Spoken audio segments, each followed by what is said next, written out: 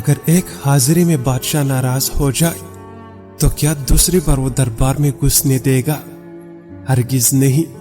بس جب تم ایک مرتبہ نماز کے لیے مسجد میں گئی، اس کے بعد پھر توفیق ہوئی، تو سمجھ لو کہ پہلی نماز قبول ہو گئی اور تم مقبول ہو۔ مرد عورت کا اور عورت مرد کا جج بدل کر سکتی ہے۔ وسیع النظر آدمی ڈھیلا ہوتا ہے، اس کی نظر سب طرف ہوتی ہے۔ مسلمان جب تک دین کی حفاظت نہ کرے، اس کو دنیا کی پناہ کبھی بھی نہ ہوگی۔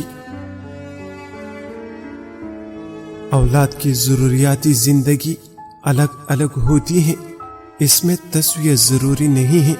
جس کو جیسی ضرورت پڑے حسب استطاعت پوری کر دے، البتہ ہبہ کرے تو برابر ہبہ کرے۔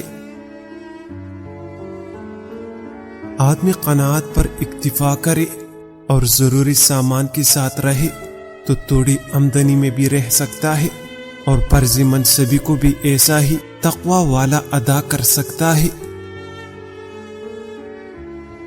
انسان کا ظاہر اس کا باطن میں مؤثر ہوتا ہے۔